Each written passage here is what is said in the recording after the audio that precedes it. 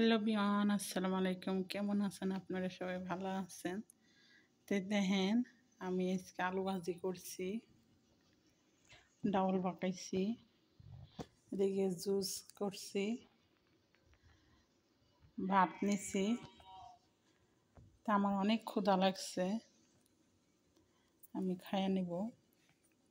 আগে একটু শরবতটা খাই নিই, কারণ অনেক পানির পিপাসা লাগছে, কারণ অনেক সময় ধরে তো আমসার কাজ করলাম। তো বিসমিল্লাহ।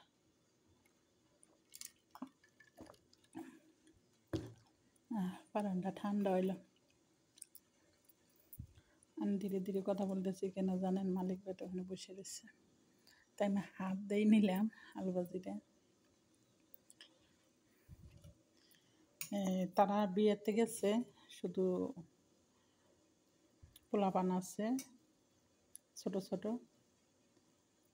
আর মালিক বেটা মরুভূমিতে গেছিল, মাত্র আইছে। তে আমি এরা তো হোটেলে তো নাই না, কিনা খায়। বিসমিল্লাহ।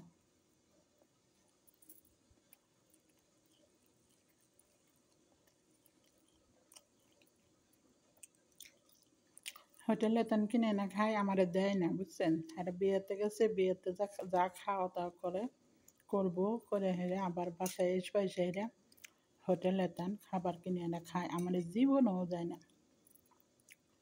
মাঝে মধ্যে একটু ভাত টাত আনলিবার দেয়, আর এই যে অন্য অন্য খাবার টাবার আনে না, মুরগি পোড়া, মুরগি ভাজা, বিভিন্ন ধরনের খাবার।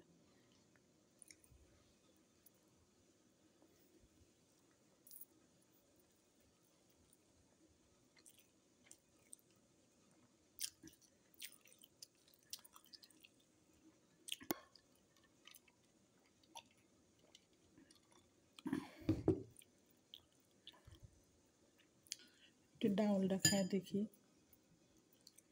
তে হ্যালো বিয়ান, আমাকে একটু সাপোর্ট করেন, আমার পাশে থাকেন, নতুন নতুন ভিডিওটি দেখেন।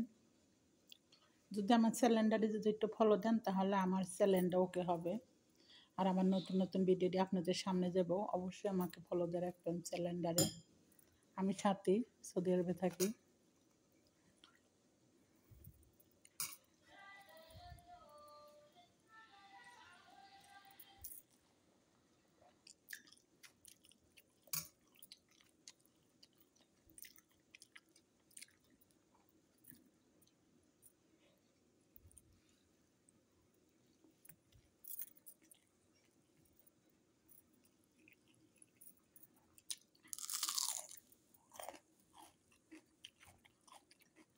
একটু পেঁয়াজ নিলাম,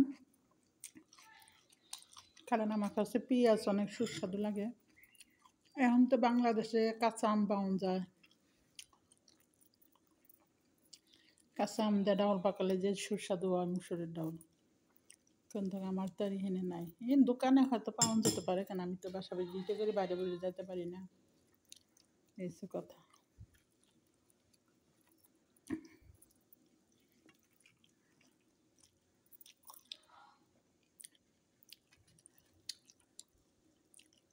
আলু ভাজিটা অনেক ভালো হয়েছে। দেন একবার কুচি কুচি কাটছি।